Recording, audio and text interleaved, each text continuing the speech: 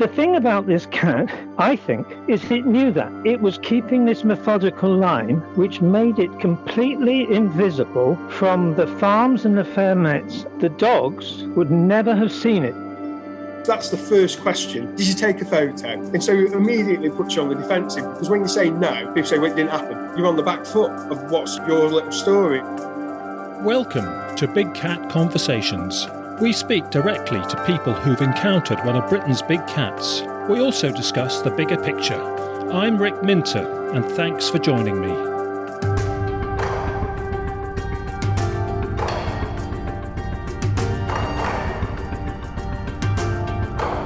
Welcome to episode 68 of Big Cat Conversations. Our guests for this show are Jane and Ade, and they are based at a chicken farm enterprise in Nottinghamshire. Between the different family members, there have been about 9 different sightings of a large black panther-like cat in the local vicinity over the past 2 months. In fact, one of those incidents was this very morning as we speak on 18th of January 2022. We're going to hear about some of those sightings and encounters and learn about how Jane and Ade are now more prepared for their new visitor and are more ready to capture any evidence if and when it returns.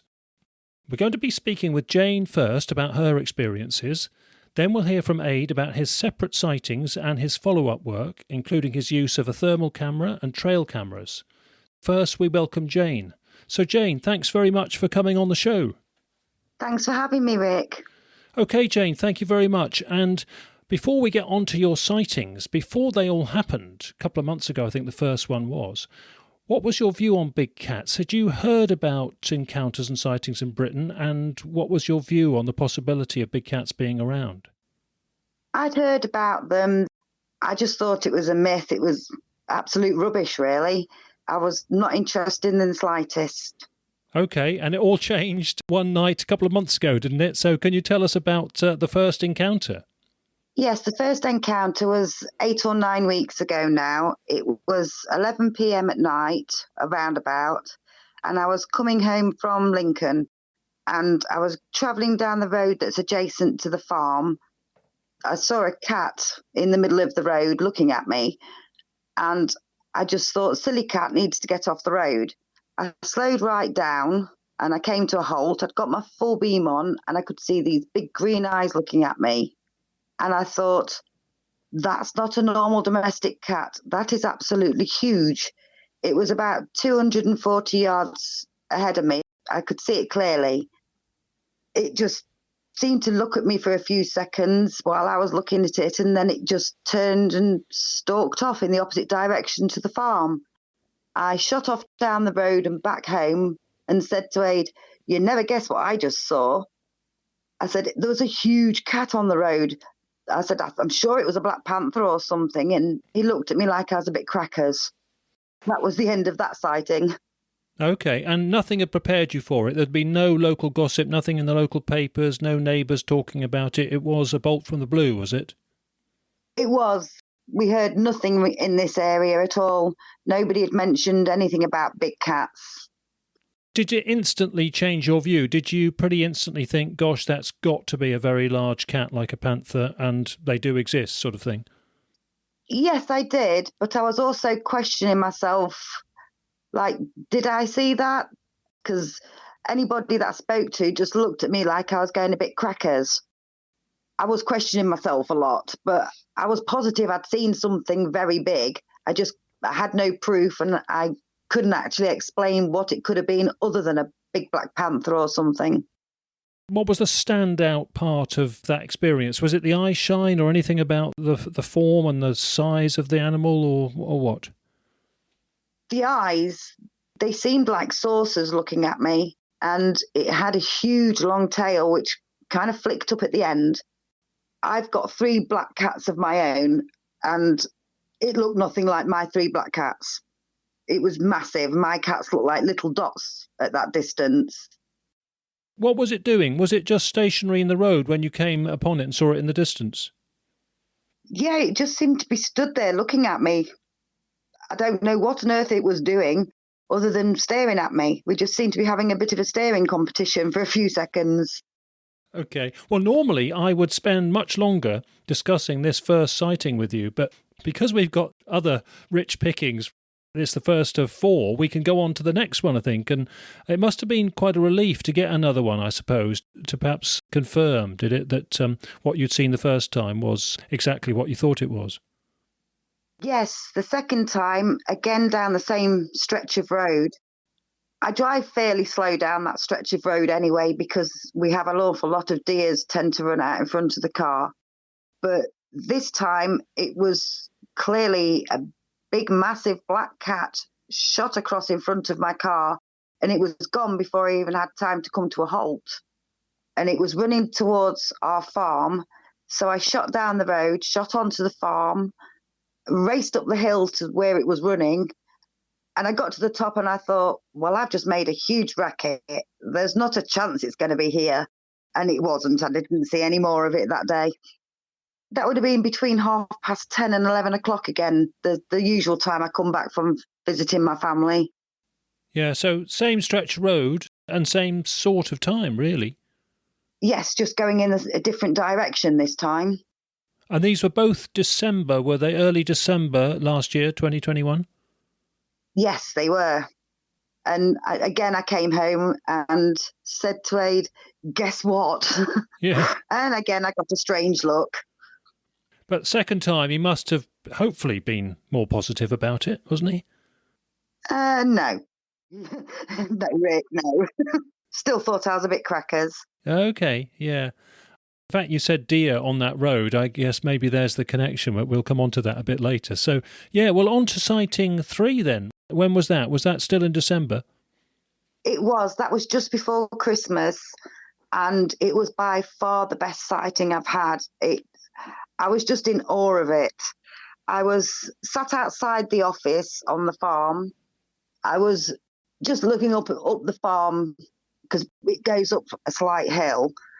And at the corner of my eye, I saw something move. So I had a good look, and out stalks, walked like a cat, that big, massive cat, straight across the top of the farm.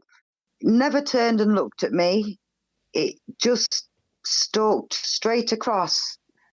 I should have got my camera out, but I was stuck to my seat, just looking at it, saying to myself, there's no way Ade is going to persuade me that this doesn't exist now. I can see it clearly. I could see its tail. I could see the muscles in its legs. I could see everything. I couldn't see its eyes because it was just walking straight across the top, but it was the most stunning, beautiful thing I've ever seen. What kind of attitude or behaviour was it exhibiting? It was prowling. It didn't seem to be going after anything, and it wasn't going at any speed. It just seemed to be strolling, for want of a better word, and didn't even look in my direction, Rick. It just walked across the top of the farm, and I just sat there looking at it thinking, wow. Yeah, what sort of distance? About 250 yards-ish. And I have seen my cat at the same distance, and my cat was a dot. That most certainly was not a dot. I'd probably liken it to the same sort of size as our biggest husky. Yeah, we'll hear about the huskies later on. Yes, it was fantastic. Yeah, did you see the tail? Usual question. Or any other key features? Yes, I saw the tail. It was extremely long, far, far longer than a normal domestic cat. Again, it was flicked up at the end. And it was one of those times when I was looking and thinking, am I actually seeing this? Yes, I clearly am. It's there. I'm wide awake. I'm looking at it. That was about 8 a.m. So I was properly awake by that time. How far away was that from the road where you saw it the first 2 times in the evening? That is about 400 yards, like 2 fields. Did you instantly think, that's it in daylight? That's the same animal that I had those glimpses of, and this is it in the daylight? Oh, I knew it was. Yeah, I knew it was. I was 100% at that point. Like, yes, I'm the luckiest woman in the world to have seen this 3 times. When you had this one Were you the only one still? Because I know another family member had 2 sightings in total by the time we got to Christmas or so. So were you still the only witness around at this time? I was, yes, gutted, but I was. And I was still not quite getting believed, Rick. Really? Even, yeah, okay. My son was believing me, but Ade was not. Okay. You can nitpick his footage and tell him it's a fox then, can't you, I suppose, to get your own back? But... I did try that. What about your emotion? Did he not pick up the fact that you were presumably you were pretty emotionally affected by all this? Yes, he believed I'd seen something, but I don't think he believed I'd seen a big cat. I think at that point he was trying to fob me off with it was probably a badger or a fox, and I was just not seeing what I thought I'd seen. Fair enough. Well, we'll be a bit robust with him in a minute when we hand the phone over. On to sighting 4. Sighting 4, I was out walking my youngest husky, and they permanently kept on leads because otherwise they'll do a runner. All of a sudden, she just shot off, growling, barking, nearly took my shoulder out. And I grabbed her back in, and I saw something large and black running away. I had no idea what it was. I'm now thinking that quite possibly, because it was big, I hadn't thought that it would actually be on the farm and it wouldn't be around me and my dog. But we were very close to that. And so I just stood still with her for a good 10 minutes after that would scuttled off, thinking, ooh, if that's something that I don't want it to be, I don't want my dog getting mauled. And how convinced were you about the dog's behaviour? Was it very different from what you were used to? Yes, she'd not run off like that before. She was only about 7 months old and she was quite well behaved. I put a lot of time into training her and getting her to walk nicely. And I'd got her walking really nice. But that day she just shot round the corner of the shed and it was there. And I was like, whoa, what on earth is that? I think the way she shot at it, she startled whatever it was as well.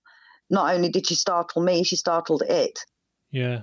Another family member has seen it twice before we get on to Ade sightings. Is that right? That's my son, Luke. Oh, okay, yeah. And so what happened with his ones? He was up on the top of the farm and was just looking around with his thermals. And he said there was a big black creature ran across the top of one of the fields at a speed he's never seen anything wrong before. And he couldn't think what else it could be other than something like a big cat? No, because by then I told him about my sightings as well. He said that had to be your cat. He said the speed it got across the field, he's seen the horses running across the field with the thermals, and he said they were slow in comparison. It just shot across there at a ridiculous speed, and he thought, whoa. Yeah, did he have it on record? No, it was Ade's new toy at that point, and he hadn't quite worked out what to do. Okay. And his second sighting was what? That was also him driving to our house. He got here and he said, I'm sure I've seen a big cat. And we were like, really? And he said, yeah, it was running down the road. I was getting a bit excited because I felt a bit validated. But Ade was still poo-pooing the idea and thinking that at this point, both me and my son are a bit mad. But again, presumably you were all emotionally, both you and your son, you were emotionally affected. It was getting the adrenaline flowing and sort of thing. At this point, I'd got very excited and I had decided that big cats are definitely not a myth and they can literally be in your back garden. We have a big back garden, but they're still walking across it. Why do you think it's around, Jane? Do you think it's that there's plenty of deer and hare and natural prey, or do you think the chicken farm itself can be smelt? We've been discussing in the episode just gone, actually, that cats do not have that good sense of smell. It's, it's okay, but it's nothing like a dog's, and it's not one of their greatest senses. But obviously, I imagine chicken farms do have a bit of a smell locally. They can smell a bit pungent. And we actually have about 5 chicken farms within a 10-mile radius. Okay. So I think even something with not a very good sense of smell could smell the poultry farms. They can get quite smelly. So we've got them all round us as well as ours. Yeah, I would have thought most creatures would be able to smell them. I mean, we do get a lot of wildlife, but also we have noticed a decline in wildlife. It's gone down in the last few weeks because we used to get a lot of rabbits and hares and no, not so much now. Before we hand over to Ade, what's your overriding sort of impression of the cat? Does it feel healthy, fit, confident? What's your view of it? Oh, it looked perfectly healthy, Vic. There was nothing in my mind to say it looked anything other than a perfectly healthy, large black panther. Yeah, it was just strutting its stuff. And if somebody said to you, I'm sorry, but we've got to come and visit the farm to eradicate it and take it away, either dispatch it or take it to a wildlife park and trap it and remove it, what would your view be? You got to find us first. I would not let anybody come and take it. It's not doing any harm. It looks like it's loving life and it needs to be left alone. It looks perfectly happy. It hasn't bothered you and it's not going to bother you. That's your perception, is it? It's not bothered us at all. From what I've read, it would know that I was sat there watching it and it didn't even give me a glance. Is there anything that could change your mind? If it was hassling you in some way, if the dogs were playing up a lot or you saw it with a neighbour's cat in its mouth or something, are there things that could change your mind about it? Only if it was attacking humans, which from what I've read and been told, they don't do. It's unlikely to get anywhere near our dogs because we've got quite a few behind an electric fence, so they're safe enough. Yeah, as far as my feelings are concerned, leave it. It looks happy and it's not hurting us. Are you careful about who you discuss it with, Jane, because you feel you've got to be careful about the consequences of letting it slip about where it is and what it's doing? Yes, I wouldn't tell somebody I didn't know where it was. I don't trust some humans, so I would never want it publicised as to where it was. Yeah, I mean, it's very good of you to come on the podcast and discuss it because we're saying Nottinghamshire, obviously that doesn't narrow it down much. And obviously we're all learning at this together, so we learn through witnesses. But it is interesting how often people who see them quite close up and feel they may be starting to live alongside it sometimes are okay, if not positive about them. You're from farming sector and you're saying that, so it's interesting to get that perspective. I feel privileged, really privileged. And to some extent, I gather it's a sort of big learning curve that you find interesting.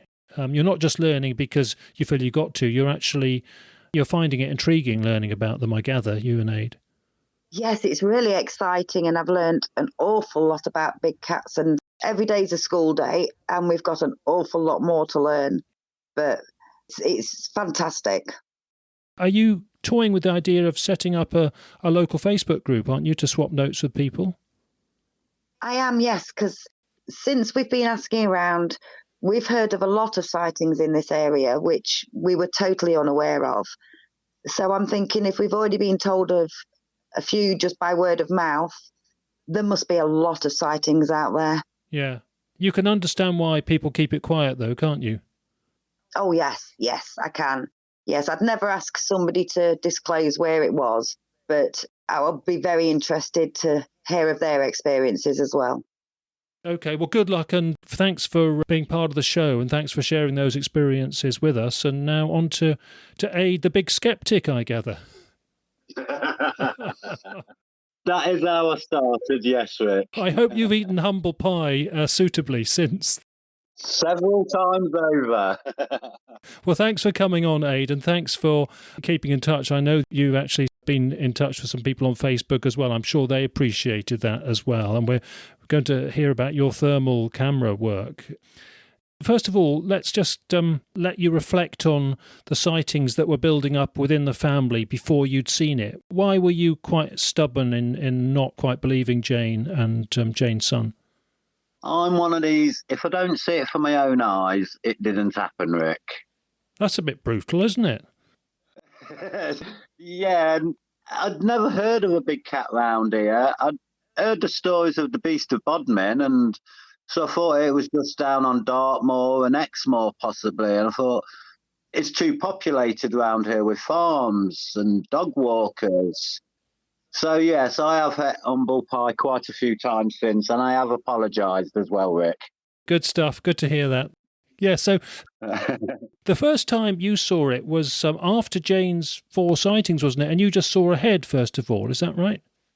Yeah, so we have to do a night check on the farm every night to make sure everything's running fine. And I was coming past the top sheds. I'd finished all the sheds. I'd just come out, and we've got a cat called Runt, and she often follows me on these night checks, stays outside the shed while I look in, and then she comes back out and follows me.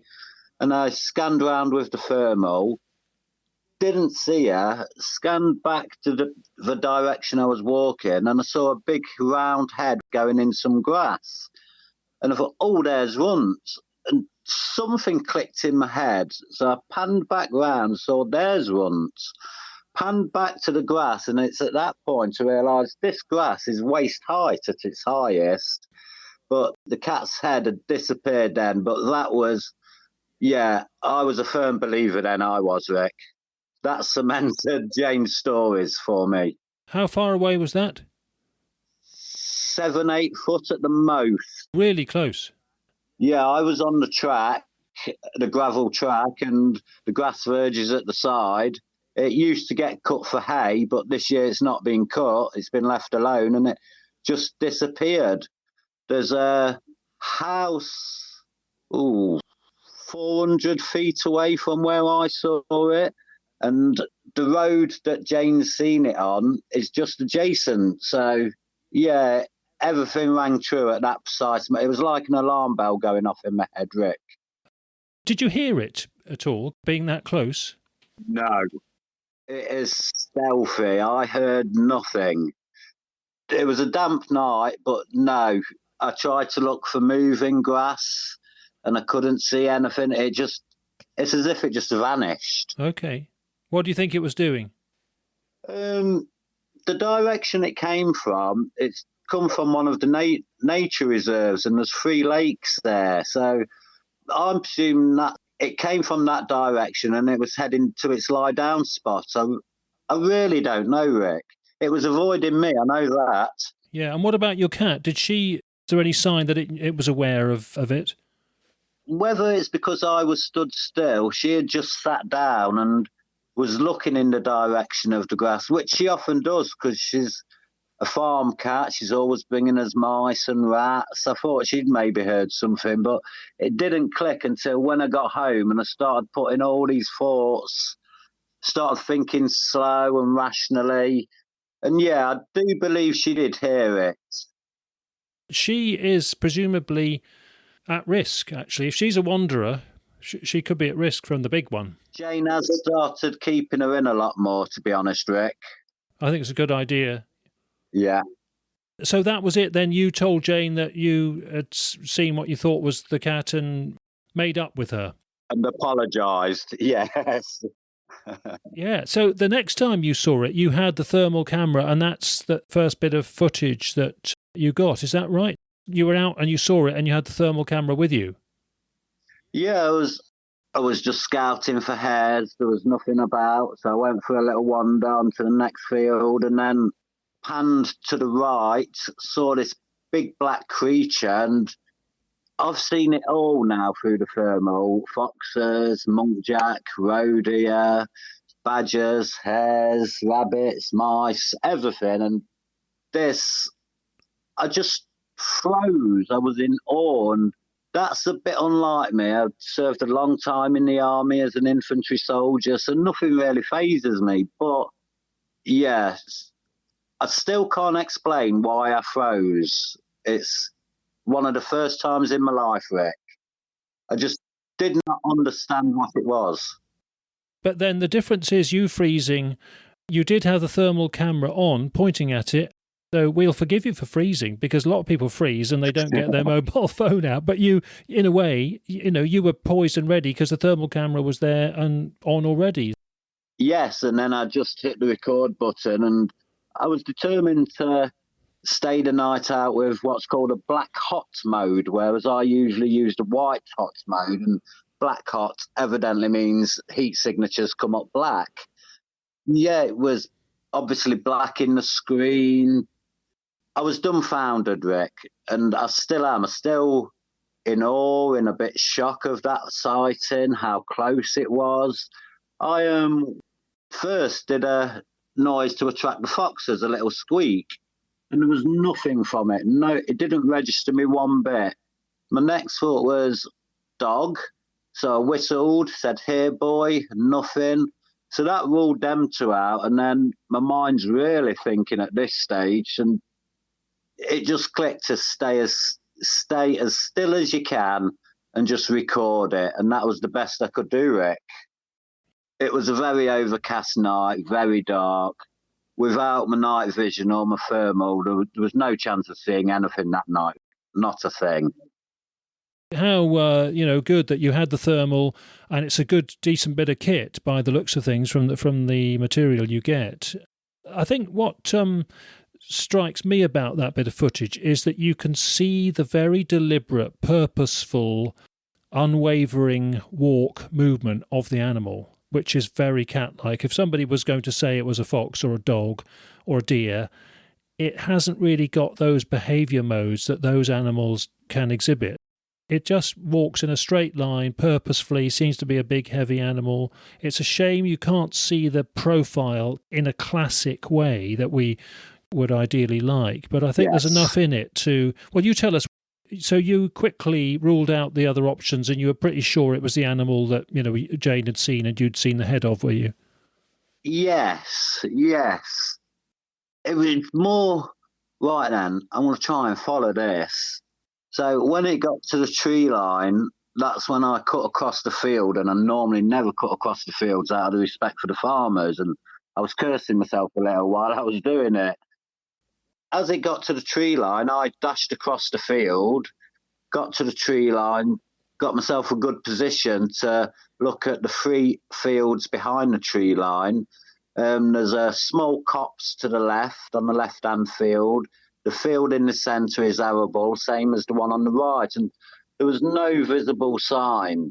The hedgerows are quite low there and sporadic, so even the thermal could pick an animal going in between them in the gaps, but there was nothing. And then all of a sudden, in this hamlet of 5 houses, it was as if all the dogs, for some reason, started barking at the same time. I'm often out at night, and I've never heard nothing like that, Rick. It was loud. It was very loud, these dogs barking. Something had spooked them. Watching it, what was your standout impression? Was it the movement, the unwavering, purposeful movement, or anything else? It was the focus of the animal. Foxes can be quite scatty, sniffing here, there and everywhere. Deer can be scatty, but for fearful reasons, stopping, looking about, then travelling on. But this, it owned the land. I've joked with Jane that I own the night now with my thermal and my night vision, but that animal had me hands down beat, Rick. It's confidence. Yes. That's exactly it, Rick. Confidence, yes. Yeah, you never know how often it's been before and you just were completely unaware of it. That's the point. And all of these occasions now, you're all sure, are you, that it is the same animal? There's not more than one. It's always the same size, is it, you think? My sightings have always been the same size, roughly what Jane described. So, yeah, we believe it is the one round here. There's several watering holes, lots of prey for it. culverts to hide in. It's got good territory around here. Although it is sort of fenland, relatively featureless compared to a lot of countryside. I don't mean that in an unkind way, but it's not sort of classic big cat country that you might think. But of course, you were showing me some of the landscape footage on your phone camera, and actually there's nice wide shaggy headlands in the fields, aren't there, where the deer would congregate and where you'd get rabbits and small mammals and hares. So there's lots of nice bits of cover. Oh, plenty. Yeah, and as you said, the nature reserve, and that would have water birds around it on the edges of it if it's got lakes, I guess, at the moment. Yes, ducks, geese, all sorts on there at the minute, Rick. We can often hear them in the morning making a racket. Back to the scale of it, Ade, compared to a dog, what would the scale be, do you think? We've got a freakishly large husky. He's 37 kilograms. He's taller than the standard breed. He's just a freak of a dog. And this cat is at least his size, if not a little bit taller. Definitely longer. And the head on the animal is huge. I've never been to the zoo to see big cats before, but we've got a visit booked now, we have. Okay, to one that's got black panthers like a black jaguar or black leopard, hopefully. Yes, yeah. Yeah, so did you see the tail well? One of the problems with your first bit of footage, not only do we not see the classic sort of elongated panther profile, although we see a very suspicious blob of an animal walking like a big cat. You've proved the scale, and we'll come on to that in a minute. But did you see the tail? The tail doesn't stand out much in that bit of footage, but did you see it well? No, to be honest, Rick, I was focused more on the head and the shape and eliminating other animals that I know live around this area. And it was too circular. Not a fox, not a deer, not a badger again. It was too circular, and it was just puzzling me. It really was. Okay, and in terms of scaling, doing some scale reference for that footage, it was Jane walking it with a husky the next night or 2 or 3 nights later in the same situation, you standing on the same spot and she walking pretty much as far as you could manage to work out where that animal was walking. What were your impressions having done that? It wasn't a dog, it wasn't a fox. Jane even looked small, and that creature looked a good size on the first video. It confirmed to me that it was a big cat. The way the dog walked, hell of a difference between what we'd now call Jane's cat. Okay. Yes. And of course that hedgerow feature behind the footage is actually more like a windbreak hedge feature, isn't it, with mature trees. So I think people could be put off by thinking, oh, it's only a dot behind a normal size hedgerow behind. It's not that at all. There are some tall trees there. One of them's at least 40 foot. So, yeah, they are a good size. Great. And I should say a big thanks from me and the listeners, because I know you've granted us permission to put your thermal camera snippets up on the website so people can see it under this episode on the refs and links part of Big Cat Conversations website. We can all make our own judgments of it. It is so nice to have some decent quality thermal camera footage to look at and to consider. Quickly, before we move on with the piece of footage you got this morning, can you just tell us about the thermal camera? It does look a very decent one. So it's a Pulsar Axiom XQ30S, and yeah, it's small and compact. There's obviously better, there's obviously worse out there, but for me, I love it, Rick. I used to go out at least 2-3 times a week, just going out for hares, but now last night I was out for nearly 7 hours just walking around with the thermal, and ever since I've got it, I just enjoy walking around, spotting what's about. Yeah, and this has really had some added value with it. Oh, yes. Yeah, I know that people with thermal cameras agonise about what colour settings to put them on, but you found that watching this animal, having it black rather than white in terms of its heat signature is perhaps better, you reckon? Yes, it stands out. I go for white hot, and it picks up the mice and the rats a lot easier. for something large, black cod it's more easily identifiable, Rick. You can see it straight away. Do you use it in the daytime, by the way? Because thermal cameras do show up things in the daytime that you might miss.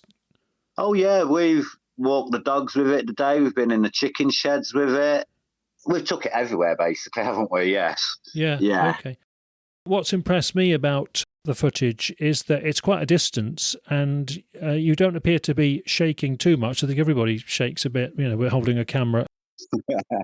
But have you got a mono sort of stand?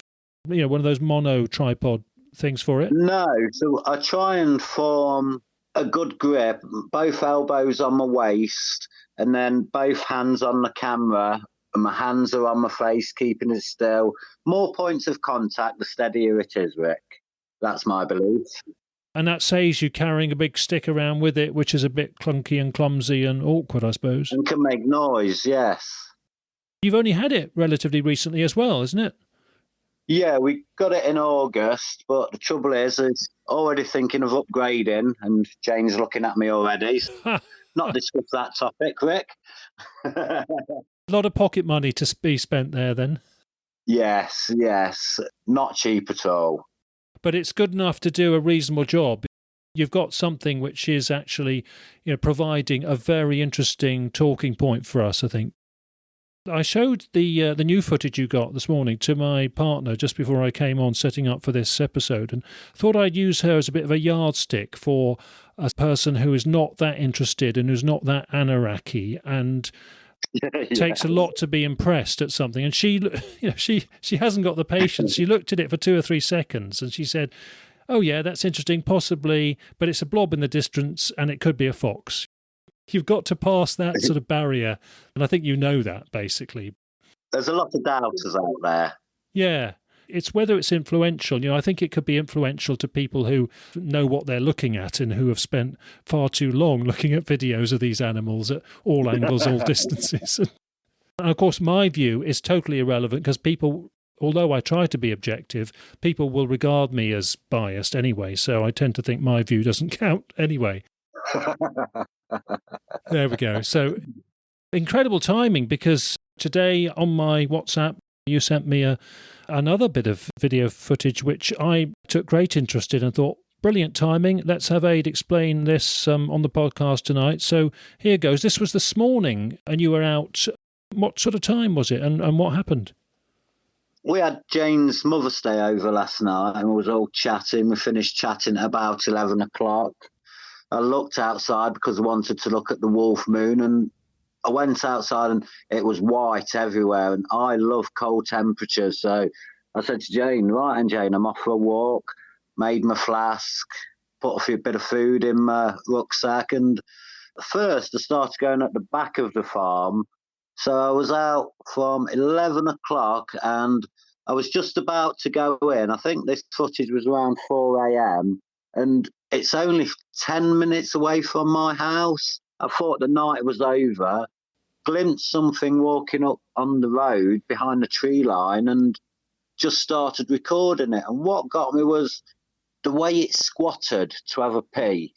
All our cats are female, and it just reminded me of them. And then that's it. I thought, oh, this could be the cat again. So hit record, and that's the video we've got.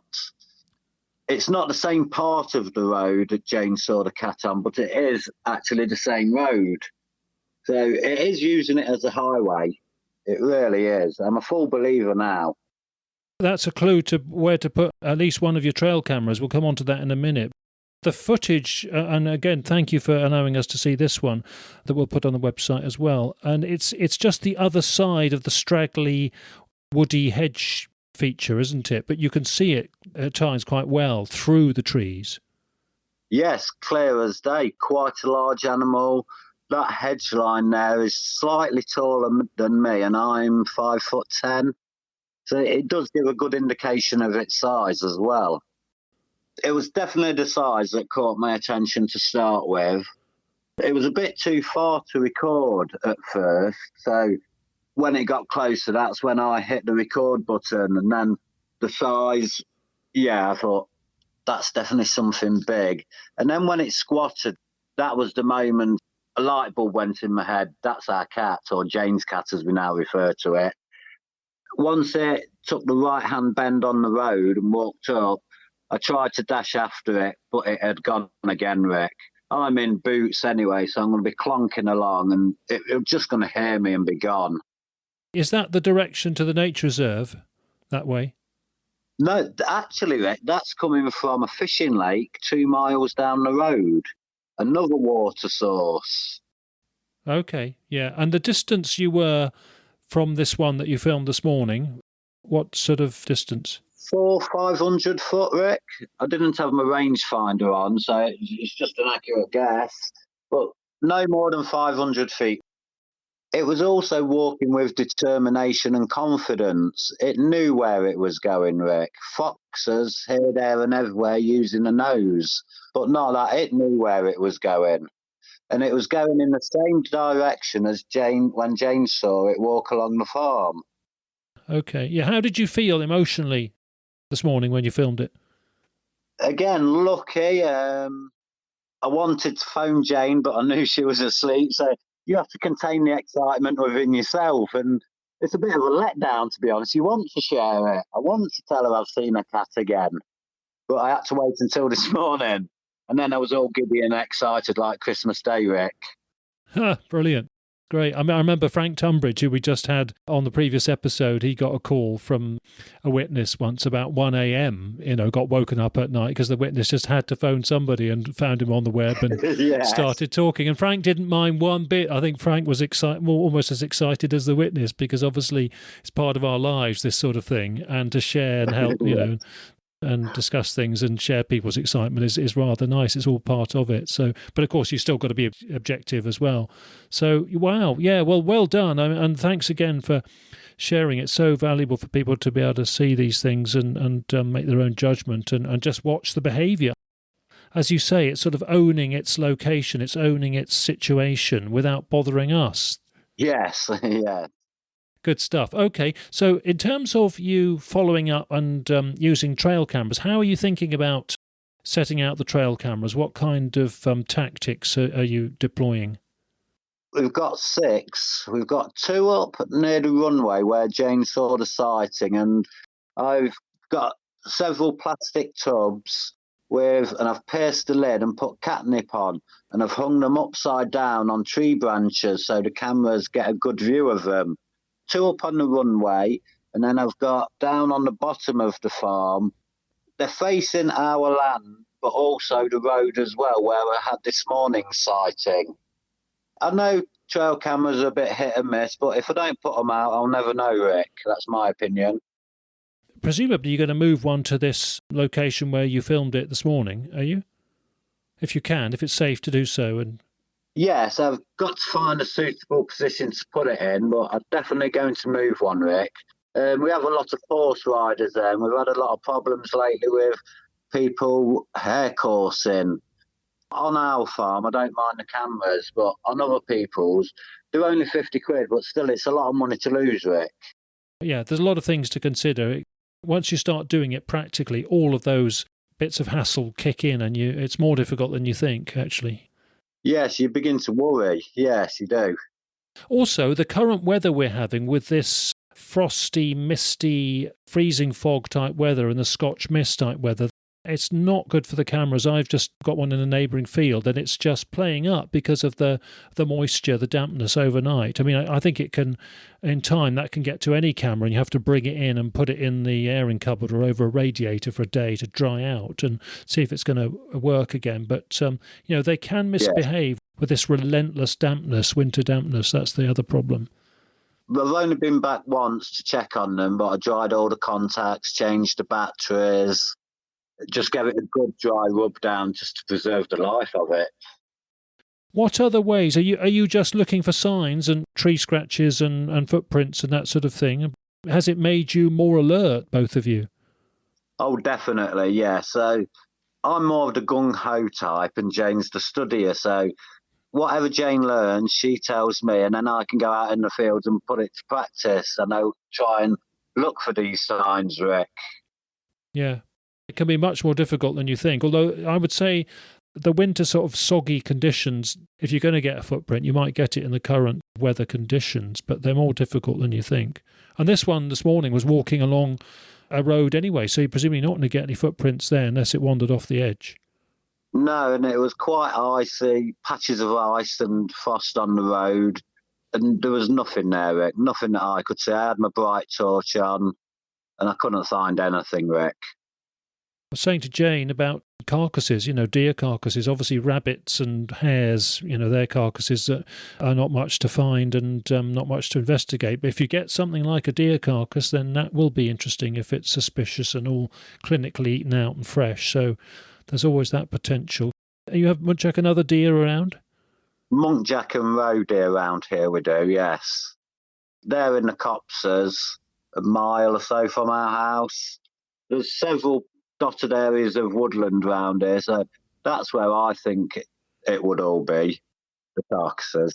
Yeah, when we first spoke, you were asking about their lay-up spots and that sort of thing, and I went through the sort of standard general types. What do you reckon are there any old dilapidated, abandoned old buildings or fallen down trees or no? Okay, so yeah, we've got a few fallen down trees. And there's a few trees with a few hollows in. Big patches of brambles? What about big patches of brambles around? Those are suitable. No, they tend to get cut down. We've just got mainly arable fields with the hedges round, a few rivers round here that go in between the fields, and then all the woodland, small dotted areas of woodland, nothing large, more like copses. Okay.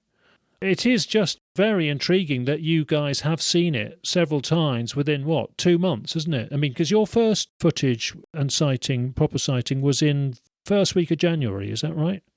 Yes, that's right, yes. And ever since then, I've been out 4 nights a week trying to get more footage, and this morning was the first time since. So I know how hard it is. You've had several, 8 or 9 now, sightings between you in 2 months. That's pretty good going, to be honest.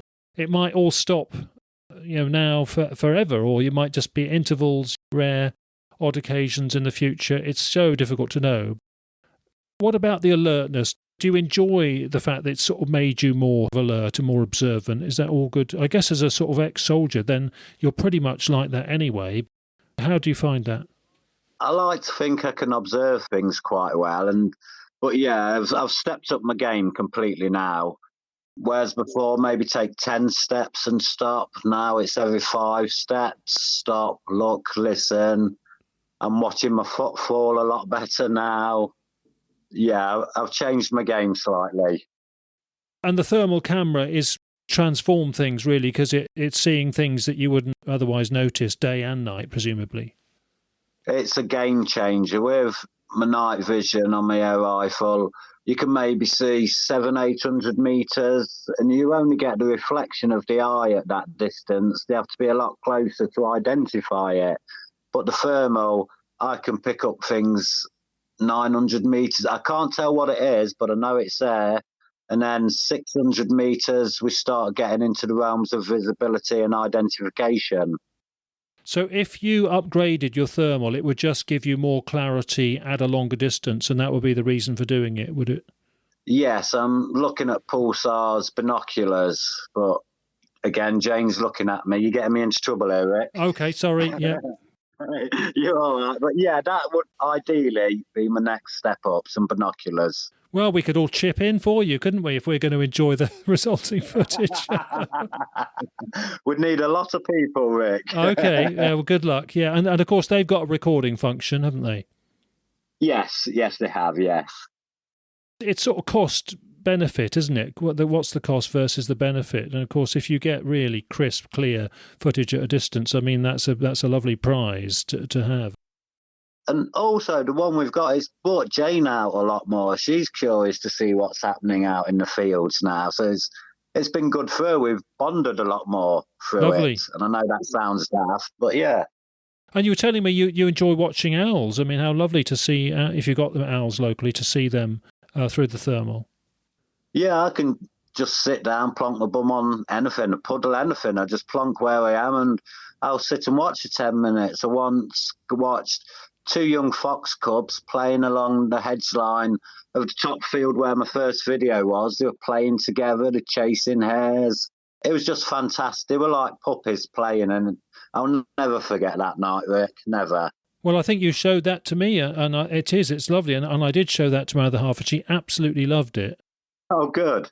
Yeah, real sort of entertainment, isn't it? And it's funny how at that age they're prepared to expend that energy, aren't they, for a fruitless exercise, whereas if they're a bit older, they would know not to bother and to just contain themselves for when they have got a chance for snaffling the prey.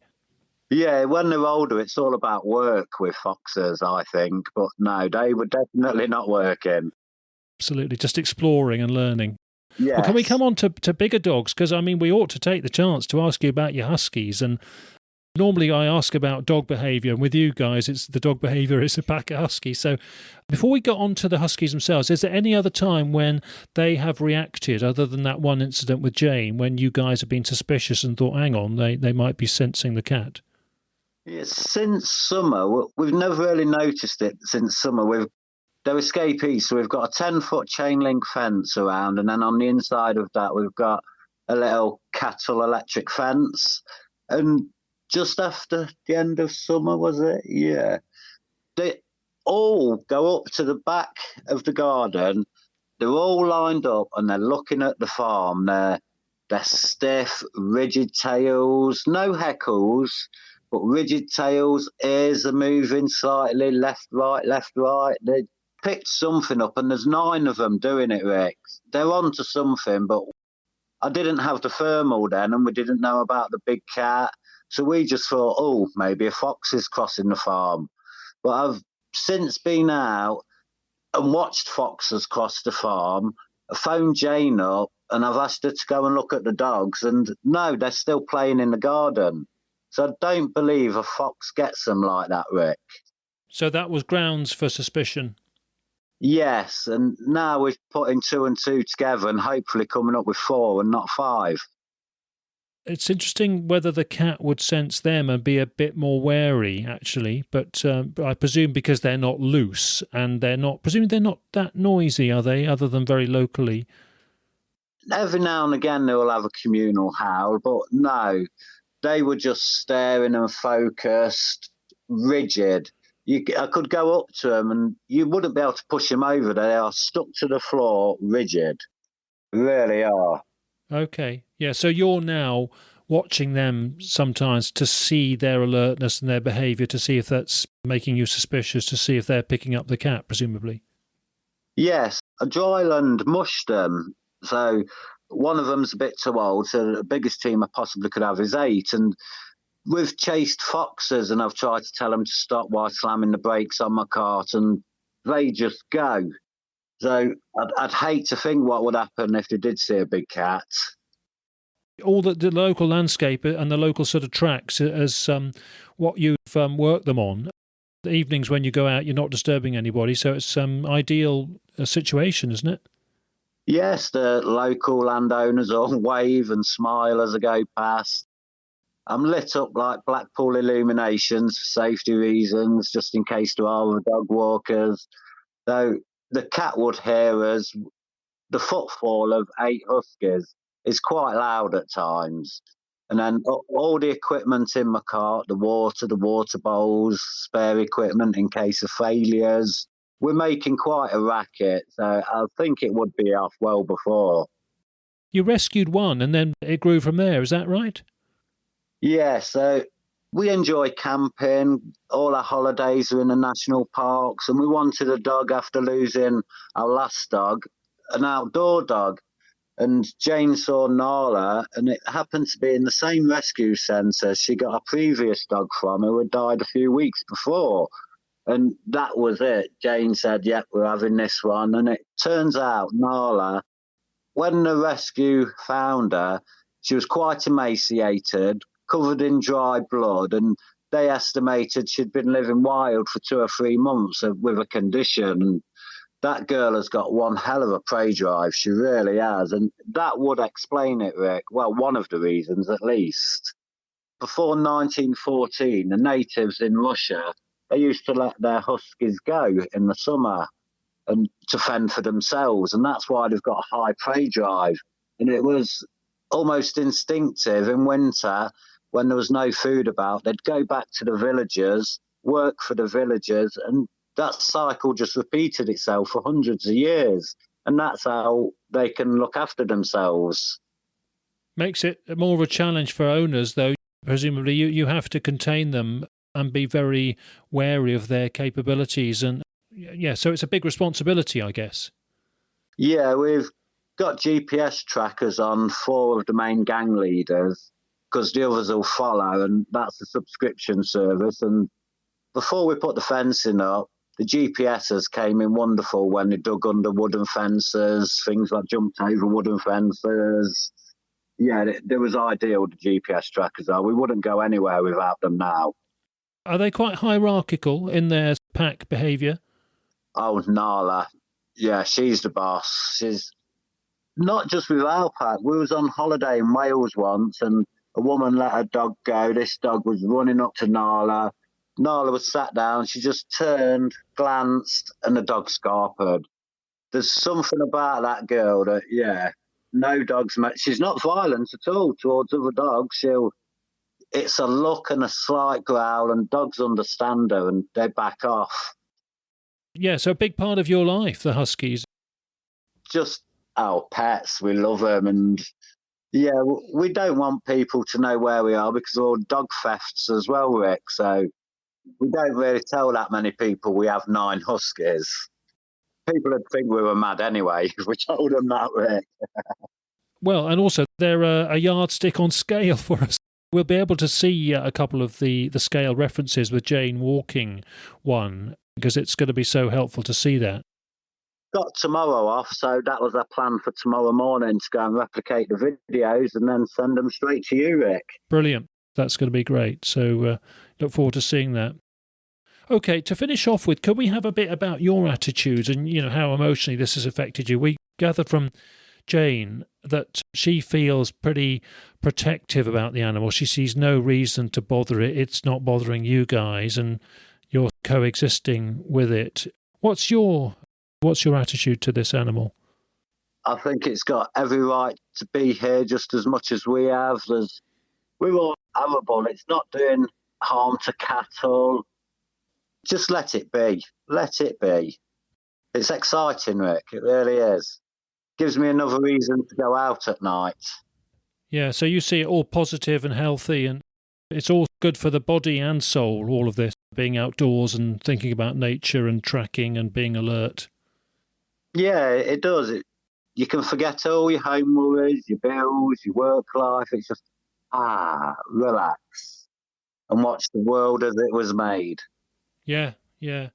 Same question as I put to Jane, really. Say, you knew it had taken one of your cats, or it had done something that it was misbehaving somehow. Do you think your attitude could be influenced and be changed if it did overstep the line somehow? No, we're aware it's around now, so we've just got to take extra precautions. Jane keeps the cat in. She's even talked about getting a cat GPS. We'll work around it, Rick, best as we can. We don't want to disturb it. I'd like to film it more, but I definitely don't want to disturb it. This filming it and the thermal camera, the trail cameras, is a chance to learn. Again, same question as I put to Jane. If you had some authority, for whatever reason, said to you, now come on guys, you've got to help us eradicate it, eliminate it, we can't have it locally, how would you feel? First off, I don't think the landowner would be happy because he's very curious about it as well. And yeah, we wouldn't tell anyone. I know the landowner wouldn't tell anyone. We'd just tell them to go away politely. Well, that is pretty much the same attitude we had from other farmers and landowners. We haven't had that many, but we have had some. There's one exception where we have had some representatives of farmers in Scotland who've had, just too much sheep killing. I mean, they've been very reasonable and very understanding. Yes. They're not looking to get angry with it. They're just fed up with too much sheep killing. It's overstepped the mark. Yes, very understandable. We've got to learn about ways of coping with that and helping those people, I think, those of us interested in the subject. So I think the fact that people like you who may see it more and who are sort of living alongside it, as long as it hangs around your area from time to time, you have got the chance to help learn about it. And it's great that you're prepared to share that. And let's hope you do get some more chance to see it. Of course, it could just be that it moves on and you may just see it occasionally or sense the dogs are picking it up occasionally. Anyway, as far as you're concerned, it's all time worth investing in learning about your local natural world around you anyway. Yeah, it's just a learning curve. I like being out anyway, and it just gives me an extra reason. Good stuff. Well, I think we're more or less done. So anything finally you'd like to say? When Jane told me, I was a die-hard disbeliever completely, but the more research you look at, the more videos, the more stories you hear, don't fob it off straight away like I did, which was very naive, I admit that now. Just think about it a little and do your research, and they are out there. They are. Thank you for that. A final point, actually, back to you. Just say that you and Jane never see it again. It strikes me that you're very keen to see it again in the right circumstances, but you'd be pretty disappointed if you didn't have any further encounters, wouldn't you, I'm guessing? Oh, definitely, yeah. We had a busy life anyway, and it's just added to a more hectic life. A loss of sleep, it sounds like. Yes. So I managed to get a cat nap in the mornings. That's what I do, Rick. Yeah. Jane was saying about the smell, the chicken farm smell. Or to get your perspective, do you think that is quite a draw? It's obviously got a wider territory, but do you think that the smell is part of why it's there? Yes, towards the end of the crop, when the chickens are older, the smell, there's a venting system that goes out in the roof, and it is strong. You can smell it in the village, you can smell it in the next village. It does get about a bit, Rick. Yeah, so it could well be part of the draw to bring it there, even though there's hares and deer around as well. Possibly, and we've got a good few water sources around here as well, Rick. Yeah, okay. Great. Well, thanks ever so much, and thanks to Jane. I don't know whether she's still listening, but do pass on our thanks. So good that we've got some thermal camera footage to look at, and a good advert for Pulsar. Yeah, well, Alan in Gloucestershire, he has just bought a Pulsar. We've all been thinking about what thermal cameras to buy with our pocket money if our other halves allow us. They are very good quality, Rick, very good. I've been looking at the, the Guide IR50. That's on my list, but I don't think I'll get permission to get that for a long while. But there's plenty of YouTube, comparison things to watch and discuss on those. I think you proved that it's worthwhile, that they can do the business. They are a game changer. Yeah, good stuff, yeah.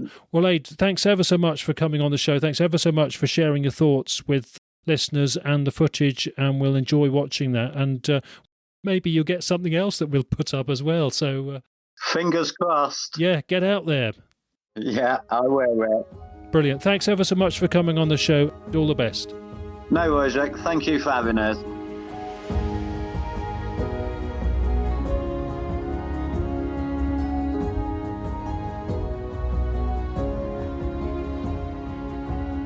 Okay, I hope you find the video clips from Ade useful that we have put on the website under episode 68. And just to emphasise that they are worth watching carefully all the way through so you can get the best sense of the animal's form and its movement. To stick with the thermal camera theme, Ade's suggestion for our word of the week is thermography, which is of course what a thermal camera delivers for us, whether it's revealing where heat is lost in a building, suggesting better insulation might be required, or mammals in the landscape in the day or night, or even where rocks that are exposed in the landscape are still retaining heat from the daytime sun, and so showing a glow effect at night. In looking at thermal camera references on the web and wildlife filming at night on the web, all the material I found on a quick skim concentrates on seeing in the dark. Yes, that's important and a game changer for us, as Ade said, but thermal cameras also help expose objects and animals in daylight as well. especially when we might not see those objects otherwise, so their use is perhaps underplayed on the web by missing the daylight applications. On the website for this episode, we put a very helpful article from the news website Mongabay on thermal imaging wildlife photography, and I'll quote this explanation of thermography from that piece. Thermal imaging, also known as infrared thermography, is a way to improve the visibility of objects, especially in a dark environment. Thermal cameras detect heat given off by a person or other objects and can capture the variation in temperature of objects. They create images of that radiation called thermograms, which display the relative temperatures of different objects from different shades or colours. In a thermogram, warm objects such as people, animals or cars stand out in contrast to often cooler backgrounds. OK, there are also some wildlife clips, including leopards at night, using a military-grade thermal camera linked on the website. And for our next episode, we also include a witness sighting using a thermal camera. But this is a military one, because we'll hear from a former soldier recounting his observation while training at night in an area of Dartmoor. That was several years ago, but it's useful to hear from that military experience. Also in that edition, we have our second witness from France of a big cat sighting there, in a situation where he was with a couple of friends who also watched it. So it's a mixed bag with France and Dartmoor coming up. OK, it's time to sign off now, so thanks again to our guests Jane and to Ade with all their help for this edition, and thanks to Annie for making the connection for us. Thank you for listening everyone. As ever, take care and bye for now.